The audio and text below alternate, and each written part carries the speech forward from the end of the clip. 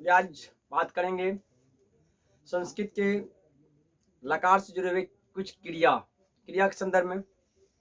और क्रिया के संदर्भ में बात करने से पहले एक पंक्ति कहते, जिंदगी आसान नहीं होता, आसान तो बनाना पड़ता है, कुछ अंदाज से कुछ नज़रअंदाज से। तो हमारे YouTube चैनल यूएस विजडम को अभी तक आप सब्सक्राइब नहीं किए हैं तो ज़रूर सब्सक्राइब कीजिए, साथ ही अधिक से अधिक लोगों तक शेयर कीजिए, कमेंट कीजिए। चलिए बात करते हैं लकार से जुड़े हुए कुछ क्रिया, और क्रिया से जो भी क्रिया आज के दिन उपयोगी है उन पर बात करेंगे। चाहे वह 10th से जुड़े हुए क्यों ना हो, 12th से जुड़े हुए क्यों ना हो, या क्यों ना सीटेट से जुड़े हुए हो, उन पर बात करेंगे। तो उनमें जो पूछा जाता है, उसमें जो जिस रूप पर बैठाया जाता है, जिस तरह के क्रिया की जरूरत होता है, उस तरह की क्रिया के बारे में बात करेंगे।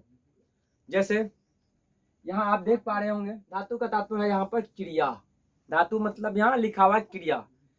और धातु लकार में बताया जाता है क्रिया शब्द की मतलब क्रिया शब्द की मूल प्रकृति, क्रिया शब्द की मूल प्रकृति को धातु कहते हैं। मूल मतलब इकाई क्यों, उन्हीं को क्या कहते हैं, उन्हीं को धातु कहते हैं। तो वही यहाँ पर धातु है जिनको क्रिया कहते हैं। जैसे हिंदी में ना लगा होता है, पढ़ना, जाना, हंसना, दौड़ना, बोलना, ये क्रिया है। ठीक इसी प्रकार से संस्कृत के लकारों से जुड़े हुए जो क्रिया के रूप पर हम आमतौर पर हर तरह के प्रश्न अनुवाद की दृष्टि से बनवाते हैं, उनके लिए इन क्रिया का जरूरत होता है। तो इन पर बात करेंगे। तो यहाँ लिखा हुआ है पहला जो क्रिया है, पहला क्रिया क्या है, तो पहला क्रिया पा है।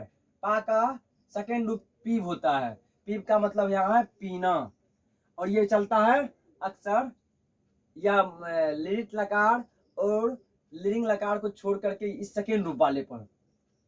भू का सेकेंड रूप भाव है, इसका मतलब होता है होना। पट का मतलब होता है पढ़ना।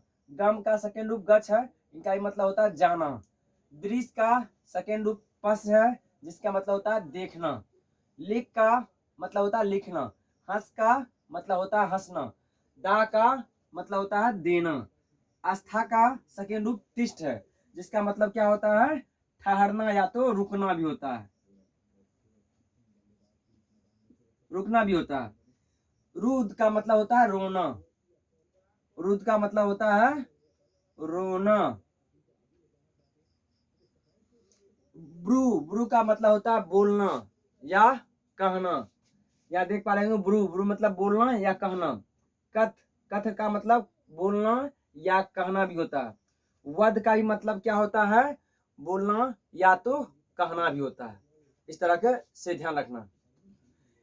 इसके बाद है पच, पच का मतलब होता है पकाना या पचाना। इसके बाद है यहाँ अस है। अस का मतलब होता है होना। सास का मतलब होता है शासन करना। भी का मतलब होता है डरना। सु का मतलब होता है स्नान करना। सक का मतलब होता है सकना।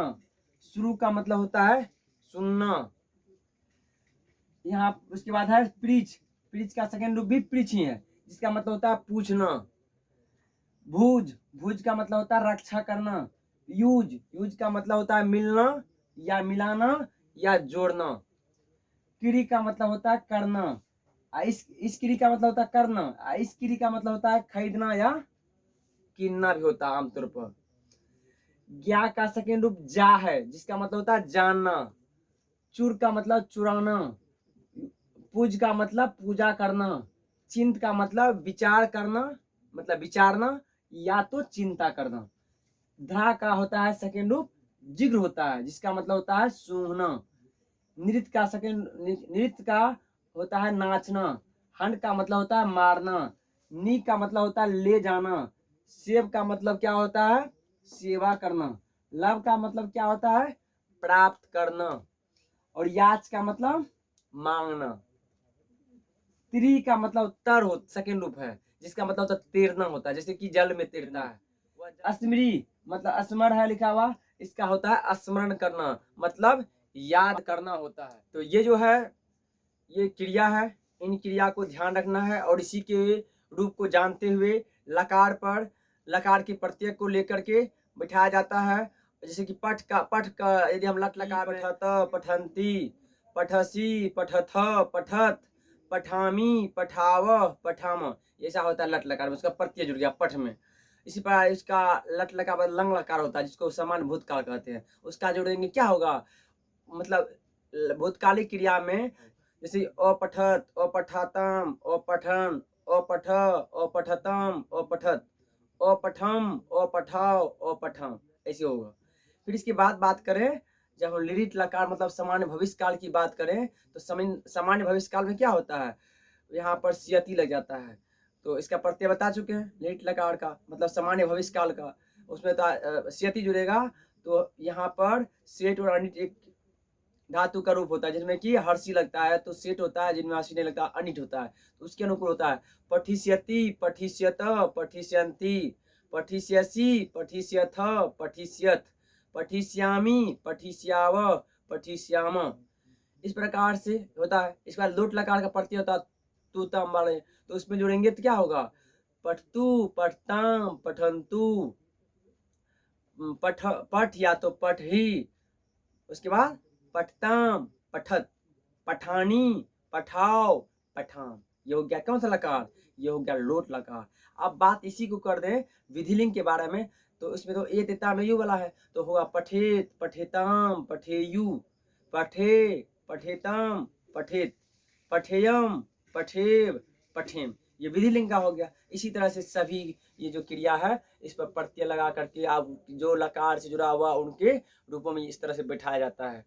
तो चलिए, अभी तक हमारे YouTube चैनल यूएस विजडम को यदि सब्सक्राइब नहीं किए हैं तो सब्सक्राइब जरूर कीजिए, जिससे कि हमारे द्वारा जो भी दिया जाए आप तक भली भांति सबसे पहले पहुंच जाए।